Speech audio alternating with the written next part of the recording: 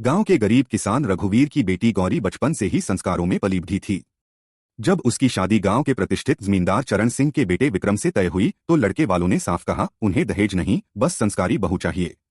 रघुवीर और उसकी पत्नी कमला ने राहत की सांस ली और सोचा कि अब उनकी बेटी सुखी रहेगी।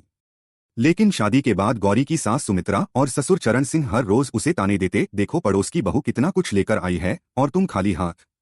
गौरी ने जब विक्रम से शिकायत की तो उसने भी परिवार का पक्ष लेते हुए कहा, हमने कुछ नहीं मांगा था, लेकिन तुम्हारे पिता को हमारी इज्जत का ख्याल तो रखना चाहिए था। गौरी का दिल टूट गया। धीरे धीरे बात मारपीट तक पहुंच गई। एक रात आंसुओं में डूबी गौरी ने अपने पिता को एक चिट्ठी लिखी। जब रघुवीर बेटी को लेने ससुराल पहुंचे तो उनका अपमान कर घर से निकाल दिया गया। बेबस पिता ने हाथ जोड़कर कहा, मैं कर्ज लेकर भी सब पूरा कर दूंगा, लेकिन गौरी ने रोते हुए मना कर दिया। कुछ दिनों बाद उसे पता चला कि उसके पिता अपना घर बेचने की तैयारी कर रहे हैं ताकि दहेज की मांग पूरी कर सकें। यह सुनकर गौरी अंदर तक टूट गई। उसने एक और चिट्ठी लिखी, बाबा मैं तुम्हारी तकलीफ नहीं देख सकती, इसलिए अर्थी पर जा रही हूं।